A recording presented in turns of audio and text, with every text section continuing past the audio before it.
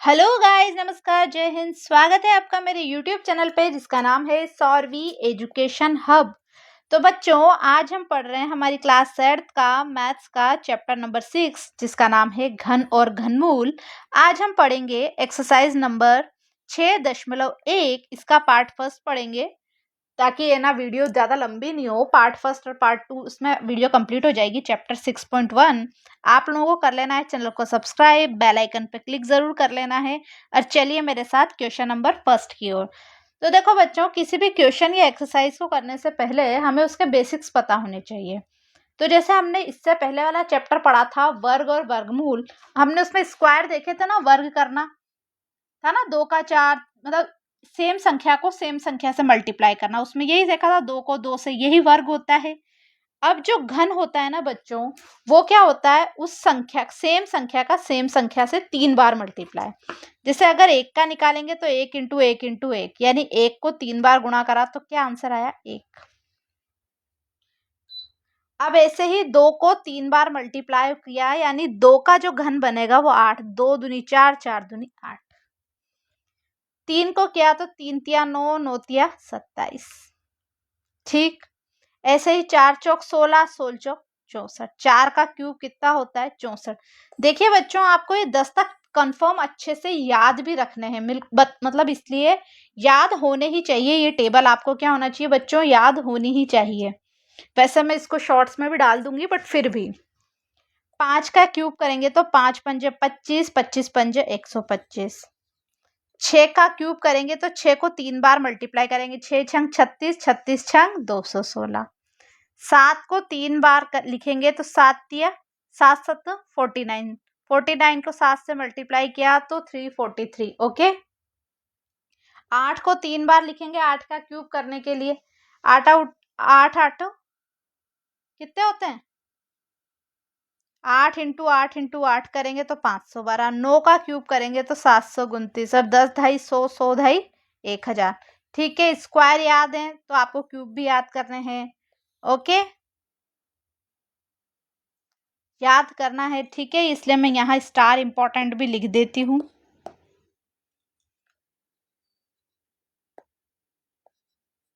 ठीक बच्चों, ये क्यूब्स आपको याद करने हैं। और अब मैं आपको एक बात बताती हूँ। घन तो अभी आपने देख लिया, एक वर्ड है इसमें घन और घनमूल, है ना, एक्सरसाइज में। तो जो घनमूल जो होता है,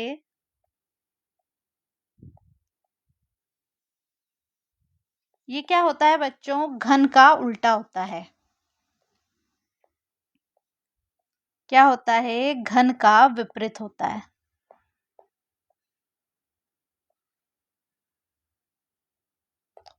विपरीत या विलोम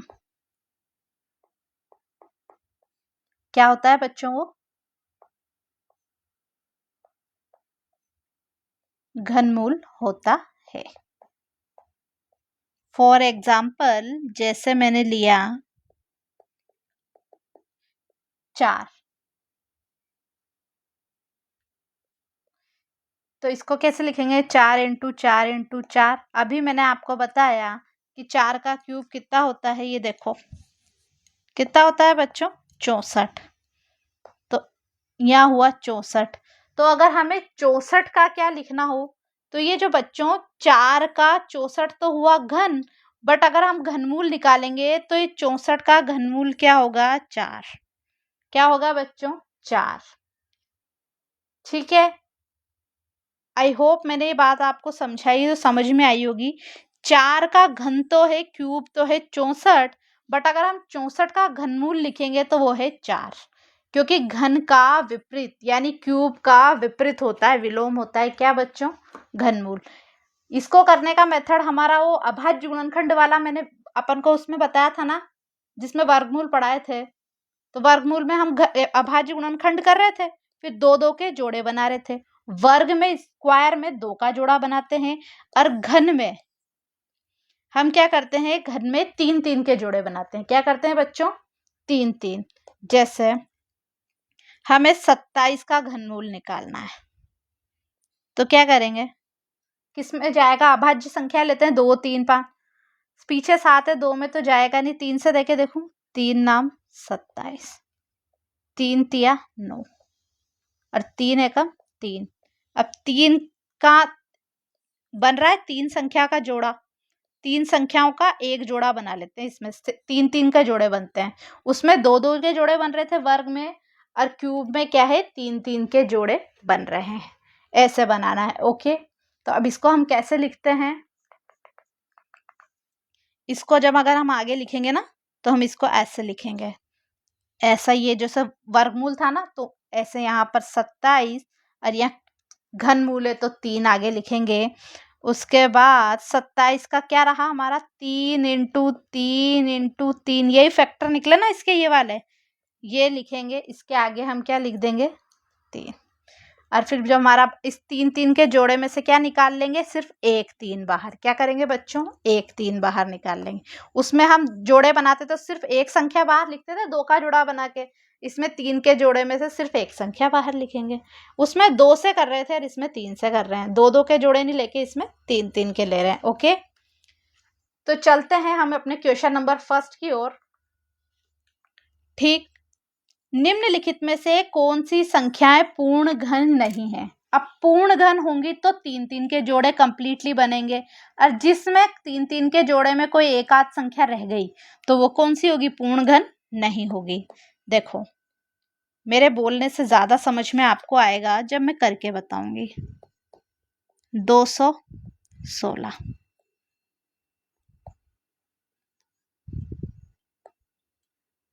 क्या करें, 216 के अभाज्य गुणनखंड करें, यही करें।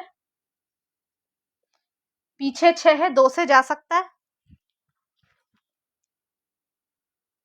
देखो 2 एकम 2, 1 में नहीं जा रहा, क्या लगाएंगे बच्चों, 0। भाग टूटा, 2 अट्ठे 16। फिर 2 से जा सकता है, 2 पंजे 10, 2 चौक 8। फिर 2 से जा रहा है, 2 एक दूनी 4, 5 में से 4 है तो 1 बचा, 2 सत्ते 14। अब 27 में 2 का नहीं जा रहा है, पीछे 7 है, 3 नाम 27, 3 तिया 9। ठीक है, 3 एकम 3। तो बच्चे जोड़े बन रहे हैं क्या, देखो आप, 2-2 का जोड़ा बन रहा है, 1 3 संख्याएं 2-2 की। उसके बाद 3-3 का बन रहा है, 3 संख्याओं का जोड़ा बन रहा है। बताओ बन रहा है नहीं बन रहा है?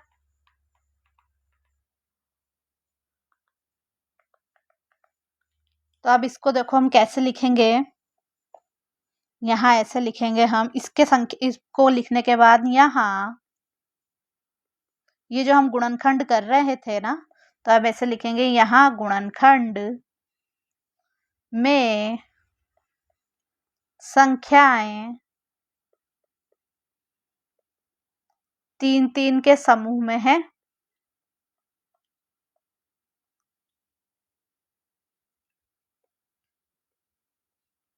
के समूह में आ रही है।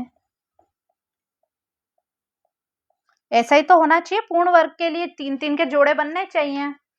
आ रही हैं, अतः 216 एक पूर्ण घन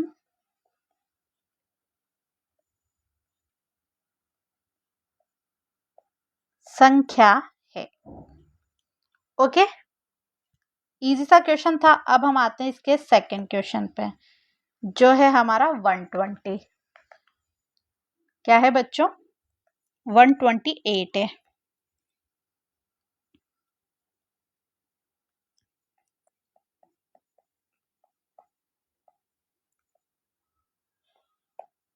तो देखिए क्या करेंगे बच्चों, हम 128 का अभाज्य गुणनखंड करेंगे। पीछे 8 है, 2 से जा सकता है, 2 छंग 12, फिर 8 है तो 2 चौक 8, फिर 2 से देंगे, 2 तिया 6, 2 दूनी 4, फिर 2 से करेंगे, 2 एकम 2, 2 छिंग 12, फिर 2 से ही देंगे, 2 अट्ठे 16, फिर 2 चौके 8 और 2 दूनी 4, फिर बचा जो 2 एकम 2। यही है, 2 से ही जा रहा था। जोड़े बनाएंगे, 3-3 का, एक ये बन रहा है और एक ये बन रहा है। ऐसे ही हो रहा है ना बच्चों। अकेला क्या बच रहा है, ये सिंगल ही बच रहा है, क्या ये वाला 2 अकेला ही बच रहा है, तो ये पूर्ण वर्ग बनेगा क्या, नहीं बनेगा, क्योंकि यही पूर्ण वर्ग तो हमारे 3-3 के जोड़े पे ही बनता है। तो अब हम क्या लिखेंगे यहाँ पर, यहाँ हम लिखेंगे, यहाँ गुणनखंड करने पर संख्याओं के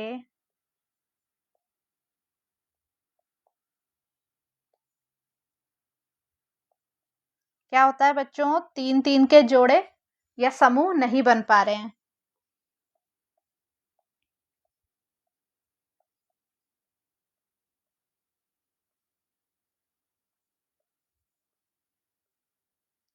नहीं बन रहे हैं, अतः जो हमारी 128 वाली संख्या है पूर्ण घन नहीं है। ओके, ठीक है। अब हम आते हैं हमारे इसके थर्ड क्वेश्चन पे।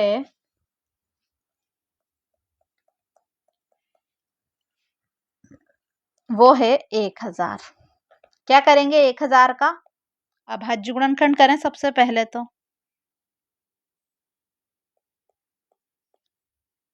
0 0 है, 2 से ही चल जाएगा, 2 पंजे 10, फिर ये 2 0 पीछे की उतर गई, फिर 2 से जाएगा, 2 दूनी 4, इधर क्या हुआ 5 में से 4 तो चला ही गया, 1 बचा, तो 2 पंजे 10 0,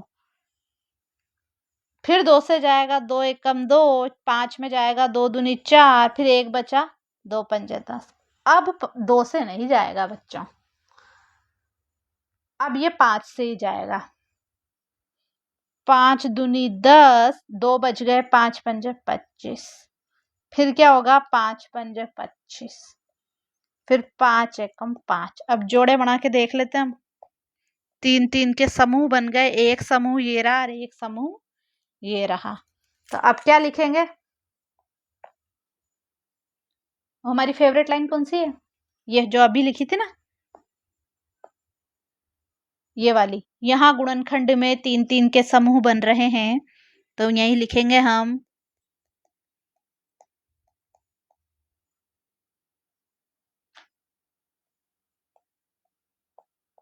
एक काम करती हूँ, अब ये तो आप लोग दोबारा वहीं से लिख लेना, मैं तो यहाँ लिख देती हूँ, यह एक पूर्ण घन संख्या है, क्योंकि ये ना वीडियो बहुत लंबी हो जाएगी। यह एक, आप वो लाइन जरूर लिखना पर,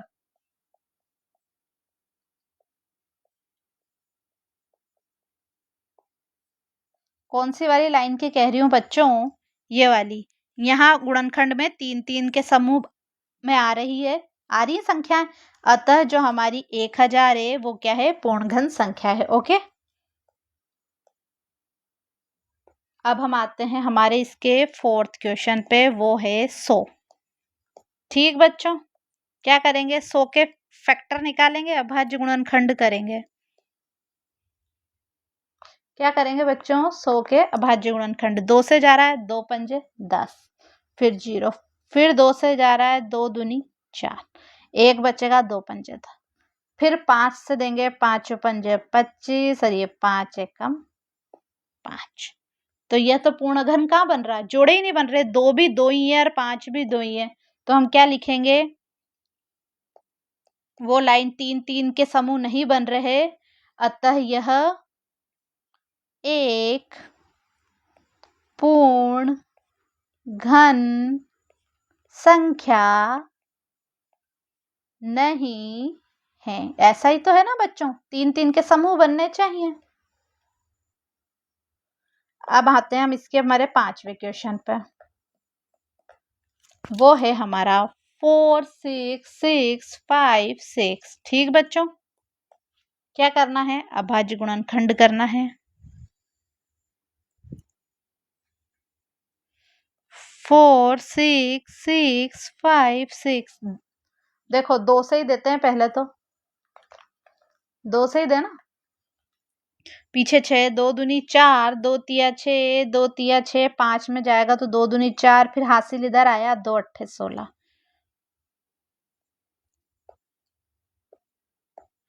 फिर 2 से ही देंगे, 2 एकम 2, 2 एकम 2, फिर इधर 3 के पास 1 चला गया, 2 छंग 12, फिर इधर 1 और बच गया, 2 छिंग 12, 2 चौक 8, फिर 2 से ही दे लेंगे, 2 पंजे 10, पूरे 11 में से इधर बच आ गया 1 तो हो गए 16, 2 अट्ठे 16, 2 तिया 6 और 2 दूनी 4। ऐसे ही चल रहा है बच्चों। फिर 2 से दे लेंगे, 2 दूनी 4, 2 नाम 18, 2 एकम 2 और ये 12 हो गया ना, 3 में से इधर 1 हासिल गया तो 2 छंग 12, फिर 2 से ही देंगे, 2 एकम 2, 2 चौक 8, फिर इधर 9 में से 1 इधर निकल गया तो क्या हो गया 11, 2 पंजे 10, 1 इधर 16 बन गए तो 2 अट्ठे 16,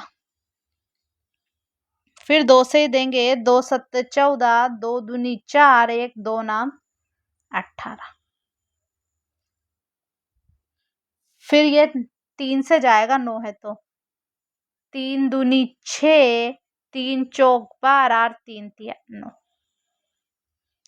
फिर ये 3 से ही देंगे, 3 अट्ठे 24, 3 एकम 3। ऐसे ही हो रहा है बच्चों। फिर क्या करेंगे, 3 से जा रहा है, 3 दूनी 6, 7 8 2, 3 सत्ता 21। देखो अब मैं 27 इधर लिख रही हूँ, आप लोग में आपके पेज में जगह है, 27 से चलेंगे तो 3 नाम 27 और 3 तिया 9 और 3 एकम 3, तो बन रहा है क्या पूर्ण घन। देखो जोड़े बना के देखें, 1 2 का जोड़ा ये रहा, 1 2 का जोड़ा ये रहा, 1 3 का, ये 3 3 के जोड़े, 3 3 के समूह बन रहे हैं तो ये कौन सी संख्या बनेगी बच्चों, यह एक पूर्ण घन संख्या है। ओके बच्चों, तो इसके साथ हमारा ये फर्स्ट क्वेश्चन डिटेल में कंप्लीट हुआ। आप लोगों को क्या करना है, चैनल को सब्सक्राइब ज़रूर कर लेना है, अपने दोस्तों में शेयर करना है, लाइक करना है और कमेंट करके हमें ज़रूर बताना है कि आपको हमारी वीडियो कैसी लग रही है। तो बच्चों मिलते हैं नेक्स्ट वीडियो में इसके नेक्स्ट क्वेश्चन पर, तब तक के लिए बाय।